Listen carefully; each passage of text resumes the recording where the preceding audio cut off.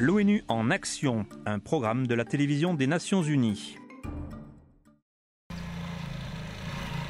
Il y a un an, ce jeune Malien, Diallo Haroun, est rentré chez lui après un séjour en Côte d'Ivoire. Il habite Gourma-Rahous, un village dans le désert, juste au-dessus du fleuve Niger. C'est une région d'agriculteurs, mais ces dernières années, la sécheresse et les conflits ont causé une chute des récoltes et un exode massif, pas seulement à Gourma-Rahous. Jusqu'à une date récente, la plupart des jeunes du nord du Mali émigraient vers les villes et vers les pays voisins comme la Côte d'Ivoire, le Niger et le Ghana, avec des conséquences désastreuses pour les communautés d'ici, de nombreux bourgs et villages comme celui de Diallo n'étant plus peuplés que d'enfants et de personnes âgées. Mais maintenant, Diallo est de retour car il croit en son avenir ici, un sentiment dont le pays a désespérément besoin, selon un représentant local du ministère de l'Agriculture.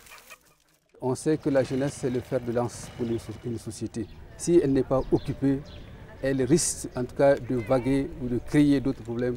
Donc, chercher à occuper ces jeunes, chercher à produire de l'emploi pour ces jeunes est capital dans l'activité d'une nation. Peu après son retour au Mali, Diallo a entendu parler d'un projet gouvernemental créé précisément pour cela. Soutenu par le Fonds international pour le développement agricole de l'ONU, ce projet offre des formations et des possibilités d'emploi aux jeunes de la région. Diallo a acheté une motopompe et a reçu de l'aide pour créer une petite entreprise de culture de fourrage qu'il stocke et vend à ses voisins. On arrive à subvenir aux besoins de nos animaux et de deux, on enlève un peu, on stocke de côté. Ou arrivé à un certain moment, on vend. On puisse en tout cas vraiment subvenir à nos besoins avec cet argent aussi. Pour de nombreux jeunes de cette région, la possibilité de gagner de quoi vivre est une raison suffisante pour revenir et rester. Il y a 5 ans, presque tous ces jeunes seraient partis. Ce jeune homme, Ama Aguiza, est aussi un immigré qui est revenu. Il a reçu une formation d'ouvrier dans le cadre du projet pendant la construction d'un nouveau système d'irrigation reliant son village au fleuve Niger.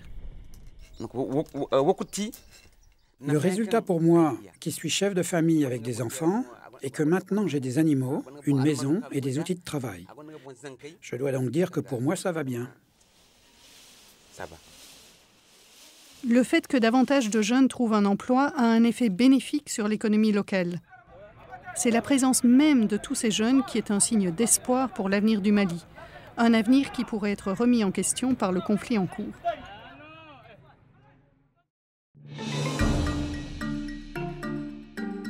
Ce reportage a été préparé par Joanne Lévitan pour les Nations Unies.